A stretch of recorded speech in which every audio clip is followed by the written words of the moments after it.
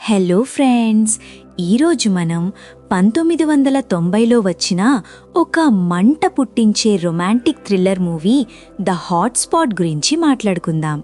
Spoilers మామూలుగా ఉండవు, కొంచెం జాగ్రత్తగా వినండి. సినిమా స్టార్టింగ్లో మన హీరో హ్యారీ గాడు కనిపిస్తాడు. వాడొక కార్ డీలర్షిప్లో సేల్స్ మ్యాన్గా జాయిన్ అవుతాడు. సరిగ్గా అప్పుడే ఒక ఒక అందమైన అమ్మాయి లోపలికి వస్తుంది. మన హీరోగాడు తన నోటి దూల అంటే తన మాటలతో కస్టమర్లని బురిడీ కొట్టించి కార్లని హాట్ కేకుల్లా అమ్మేస్తుంటాడు. ఈ షోరూమ్ ఓనర్ పేరు జార్జ్ హార్షా. వీడికి మన హ్యారీ అంటే అస్సలు పడదు. కాని ఏం చేస్తాడు, మనోడు షోరూంలో తోపు సేల్స్ మ్యాన్ కాబట్టి నోరు మూసుకుని భరిస్తుంటాడు. అది ముదురు వేసవికాలం. అక్కడ గ్లోరియా అనే ఒక హాట్ పాప పనిచేస్తూ ఉంటుంది. ఆమె రీసెంట్గా ఫ్రాంక్ అనే ఒకడికి కారు అమ్మింది. కాని ఆ వెధవ నెలనెలా కట్టాల్సిన పైసలు కట్టకుండా తిప్పుతున్నాడు. దాంతో హార్షాగాడు గ్లోరియాని పిలిచి, వెళ్ళి ఆ ఫ్రాంక్ గాడి దగ్గర డబ్బులైనా పట్టుకురా లేదా కారునైనా లాక్కురా అని ఆర్డర్ వేస్తాడు. కరెక్ట్గా అప్పుడే హ్యారీ ఆఫీస్కి వస్తే, నువ్వు కూడా గ్లోరియాతో కలిసి వెళ్ళి ఆ పేమెంట్ వసూలు చెయ్యి అని హార్షా చెప్తాడు. ఫస్ట్ మనోడు నా వల్ల కాదు బాబోయ్ అని బిల్డప్ ఇచ్చినా, గ్లోరియా అందాన్ని చూడగానే వాడి మైండ్లో లడ్డూలు పగిలి వెంటనే ఓకే చెప్పేస్తాడు. ఇద్దరూ కలిసి ఫ్రాంక్ గాడి ఇంటికి వెళ్తారు. కానీ అక్కడ వాడు లేడు సరికదా, వాడి దగ్గర చిల్లిగవ్వ కూడా లేదని వీళ్ళకి అర్థమైపోతుంది. తిరుగు ప్రయాణంలో ఫ్రాంక్ గాడు ఎదురుపడి గ్లోరియాతో చాలా నీచంగా మాట్లాడతాడు. డబ్బులు లేవు, కారు ఇవ్వను, ఏం చేసుకుంటావో చేసుకో అని ఎదురు తిరిగి గ్లోరియాని బ్లాక్మెయిల్ చేయడం స్టార్ట్ చేస్తాడు. అక్కడ్నుంచి వెనక్కి వస్తుంటే దారిలో హ్యారీకి గ్లోరియా మీద మనసు పారేసుకుంటాడు. ఆమె అందం చూసి మనోడు కంట్రోల్ తప్పి సడన్గా ముద్దులు పెట్టడం స్టార్ట్ చేస్తాడు. చిత్రంగా గ్లోరియా కూడా దానికి ఏమీ అడ్డు చెప్పదు. మరిద్దరికీ కనెక్ట్ అయిపోయింది కదా. ఆఫీస్కి వెళ్ళాక హార్షా కారు ఏదిరా అని అడిగితే, గ్లోరియాని కాపాడడానికి హ్యారీ ఒక పచ్చి అబద్ధం చెప్తాడు. వాడు కారు ఇవ్వలేదు కానీ మంత్లీ పేమెంట్ కట్టేశాడు అని కవర్ చేస్తాడు. దానికి గ్లోరియా మనోడికి ఒక థ్యాంక్స్ పడేస్తుంది. కొన్ని రోజుల తర్వాత హార్షా పెళ్ళాం డాలీ షోరూంకి వస్తుంది.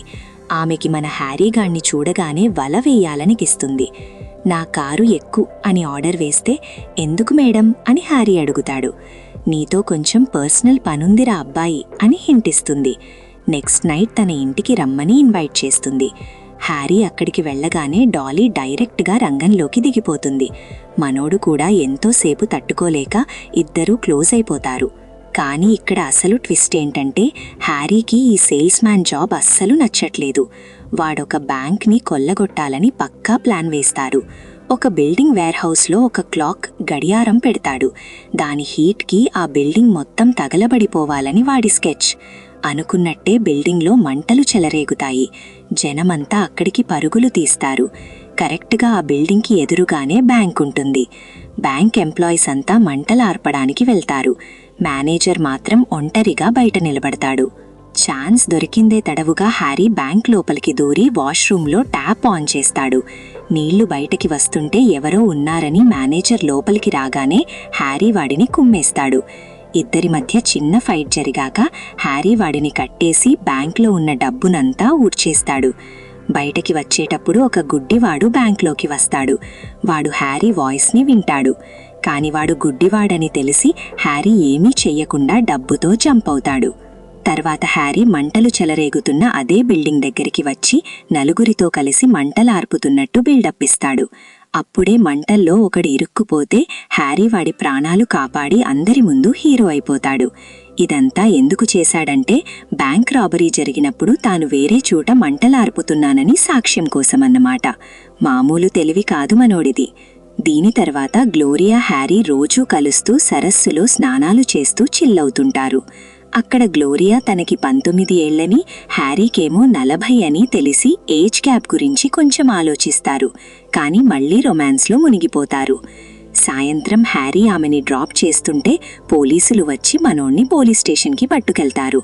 అక్కడ ఆ బ్యాంక్లో కలిసిన గుడ్డివాడు హ్యారీ వాయిస్ని గుర్తుపట్టేస్తాడు.